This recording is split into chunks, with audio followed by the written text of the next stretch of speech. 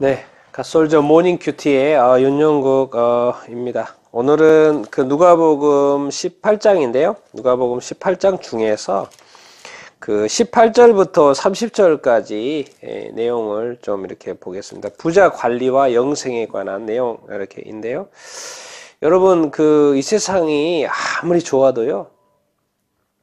아무리 재물이 많아도 오늘 이 큰 부자거든요. 이 세상에 많은 부를 가지고 있는 한 관리가 와서 예수님한테 묻는데 아무리 많은 것을 이 재물을 가지고 있어도 늘 궁금한 것은 늘 가지고 싶은 것은 뭐겠습니까? 영생 아니겠습니까? 영생.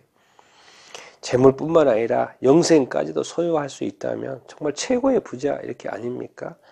이 세상뿐만 아니라 정말 내세까지도 내세의 어떤 영생까지 소유한다면 정말 윈하는 거죠. 이 세상에서도 다음 세상에서도. 그런 내용인데요. 한번 보도록 이렇게 하겠습니다. 18절에 보면 어떤 관리가 물어 이르되 선한 선생이여 내가 무엇을 하여야 영생을 얻으리이까. 선한 선생이라고 어떤 관리가 와가지고 선한 선생님이요. 선생님으로 이렇게 칭하고 이렇게 있습니다. 내가 무엇을 하여야 영생을 얻으리이까? 뭔가 가르침을 받고 싶은 거죠. 선생님한테.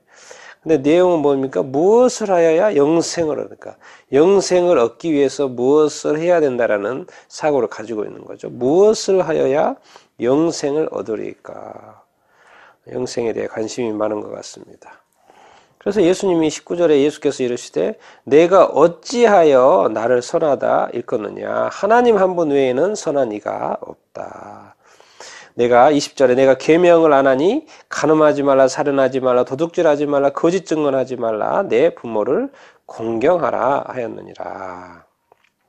자, 예수님께서 말씀하시는 게 영생을 물어봤는데 영생을 어떻게 얻을 수 있냐고 물어봤는데 예수님께서 계명을 지켜야 된다고 말씀하셨어요. 선한 분은 하나님 한 분이시다는 말씀을 하시고 하나님 한 분, 그렇죠? 하나님 한 분이심을 선한 분을 하고 또 하나님의 말씀인 계명이죠. 하나님의 말씀, 뭐죠? 계명.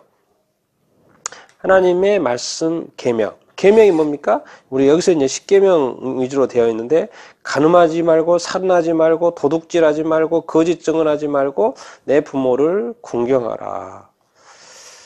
예, 이게 보통 또 이렇게 하나님을 믿는 사람은 보통 안 하죠. 이 정도까지는.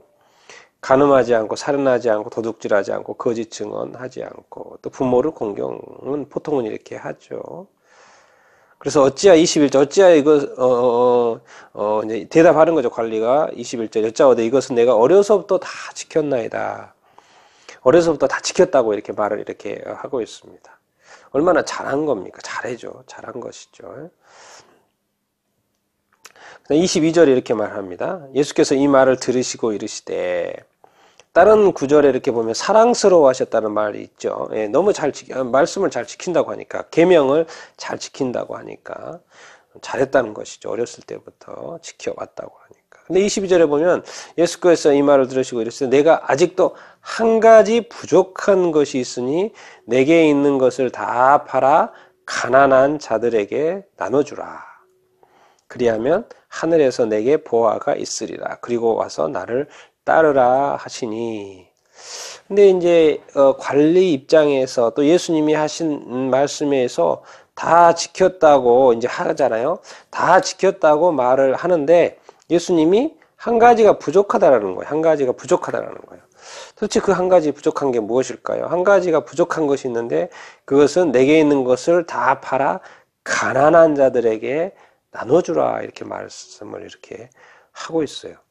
이게 무슨 말입니까? 이제 계명 중에서도 도둑질하지 말라. 이게 쉽게 말하면 남의 것을 훔치질 않았다는 거예요. 어떻게 보면 소극적으로 남의 것을 탐하지 않았고 뺏지 않았고 남의 것을 이렇게 취하지도 않았고 그렇죠? 어떤 식으로든. 그런데 이제 적극적인 의미로서 이 사람이 지금 재물을 가지고 있잖아요.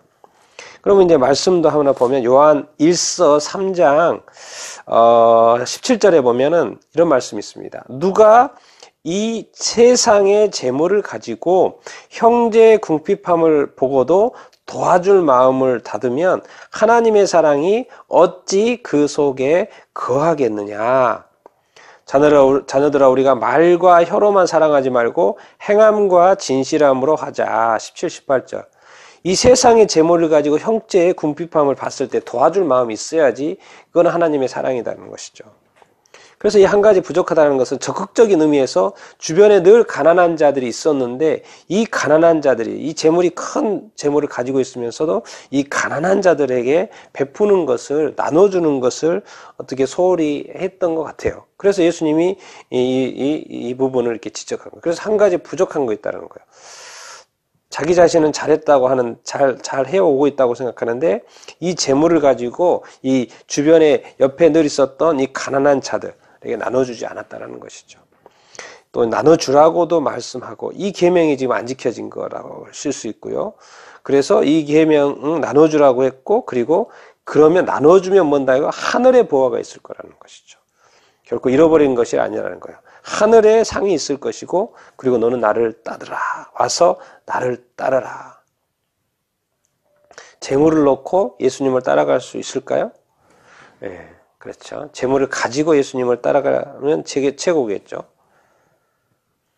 23절에 그 사람이 큰 부자이므로 이 말씀을 듣고 심히 근심하더라. 예, 한 가지 부족한 것이 있다고 지적이 됐는데 영생을 얻기 위해서 그 부분에 대해서 큰 부자이기 때문에 근심이 된 거죠. 24절에 예수께서 그를 보시고 이르시되 재물이 있는 자는 하나님의 나라에 들어가기가 얼마나 어려운지 25절에 낙타가 바늘기로 들어가는 것이 부자가 하나님의 나라에 들어가는 것보다 쉬우니라. 그러니까 재물 가지고 있는 이것이 오히려 하나님의 나라에 들어가는 것을 방해한다는 거예요. 오히려 더 어렵게 만든다는 것이죠. 왜? 재물에 있는 곳에 내 마음도 있다 그러잖아요. 재물은 어떻게 보면 내 생명과 같은 거예요. 이것이 있어야 되는 거예요. 이것이 있어야 되는 거예요. 사람들이 이 세상에서 살아가는 것 같지만요. 재물에 대해서 자유로운 것 같지만요. 그렇지 않습니다. 재물이 있기 때문에 우리가 편하게 사는 것이고요. 좀 이렇게 안정이 되는 것이고요. 우리는 끊임없이 재물을 추구하면서 살고 이 세상은 또 그게 필요하고 그런데 오히려 이 재물이 지금 영생에 대해서 물어봤잖아요. 이 재물이 내가 하나님 나라에서 영생하는 것을 방해한다는 거예요. 하나님 나라에 들어가는 것을 방해한다는 거예요. 그럼 어떻게 해야 되겠습니까? 오히려 나눠주는 게 오히려 나눠주고 천국에 가는 게 낫지 않겠습니까? 쉽지 않다는 거예요. 사람들이 놓지 못한다는 거예요. 사람이 이렇게 육적인 존재잖아요. 이 육적인 이 재물을 놓지 못한다는 것이죠. 그래서 26절에 듣는 사람들이 누가 그러면 구원을 받을 수 있겠습니까? 예수님은 그냥 이렇게 사람은 안 되는데 하나님은 가능하다. 하나님은 하실 수 있다. 그러니까 베드로가 이제 제자 아닙니까? 제자된 베드로가 그러면 우리가 우리의 것을 다 버리고 주를 따랐다는 거예요. 저 사람은 재물을 가지고 있어서 재물을 내놓지 못하는데 베드로 입장에서는요 부모를 떠나버렸어요. 자기가 가지고 있는 재산도 다 집에 내려놓고 부모도 자녀도 떠나고 그래서 주를 쫓아다니고 있지 않습니까? 그러니까 예수님 이런 말씀을 이렇게 하시죠.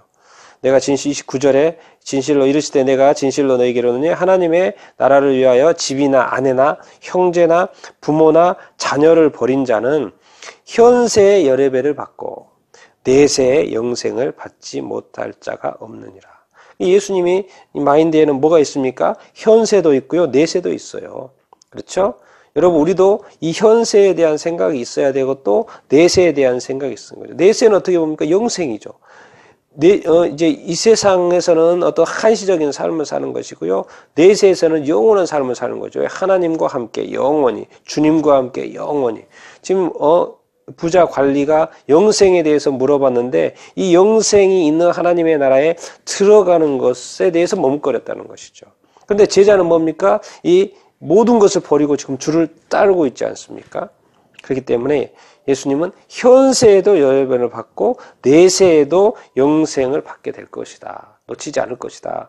라고 말씀하고 있습니다. 그리고 뭡니까? 이걸 통해서 제자된 자가 영생을 얻게 된다.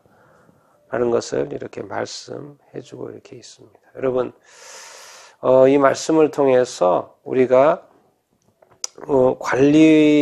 큰 부자, 이 관리의 마음 속에 영생을 얻고자 하는 마음이 있었는데요. 그러나 결국은 이 재물 때문에 결국 이 부자됨 때문에 이 하나님의 나라에 들어가지 못하고 또 영생을 얻지 못하는 상황이 지금 발생을 이렇게 하고 있습니다. 제자처럼 이렇게 툴툴 털어버리는 것이 오히려 하나님 나라에 들어가기가 쉽은 것처럼 이렇게 보입니다. 여러분, 현세도 있지만 내세가 더 중요하죠. 영생이 더 중요하죠. 이 세상에서 잠깐 사는 삶보다도 영생이 더 중요하죠. 이런 분별력은 있어야 되고 정말 우리가 어디에 마음을 둘 것인가, 왜 주의 말씀을 들어야 되고 주의 말씀에 순종해야 되는 것인가, 이런 말씀을 통해서 우리가 깨달을 수 있죠. 재물과 하나님의 나라, 재물과 하나님을 겸하여 섬길 수 없는 이 원리를 한쪽은 나와야 되는, 노는 것이, 잃은 것이, 주는 것이, 또 얻는 것인 이런 어떤 원리, 우리가 이렇게 알고 정말 우리는 모든 것을 취할 수 있는 그러한 것을 생각을 해야 됩니다. 현세에도, 현세뿐만 아니라 내세까지도 이렇게 아우를 수 있는, 모두 취할 수 있는 선택을 우리가 해야 되지 않겠습니까? 버린 것 같지만 다 얻게 되는 것이고요. 내놓는 것 같지만, 나누는 것 같지만 그것은 쌓는 것이고요. 이 세상에서의 현세의 여러 배의 복뿐만 아니라 내세까지도 책임을 확실하게 갖게 되는, 영생을 얻게 되는 그러한 어떤 삶을 여러분들이 정말 추구할 수 있게 되기를 이렇게 바랍니다. 우리가 버리면 주님이 챙겨주는 것입니다. 우리가 내놓으면, 우리가 나누면 주님이 챙겨주시고 주님이 축복하시는 거예요. 그러면 우리가 나눔으로써 하나님의 나라가 풍성해지는 것이고 하나님의 뜻이 이루어지는 것입니다. 하나님이 축복하시는 삶을, 원리를 알고 또 그런 삶을 여러분들이 다 살아내서 정말 현세의 축복과 내세의 영생을 다 취할 수 있는 삶을 사는 여러분들이 다 될 수 있게 되기를 축원합니다.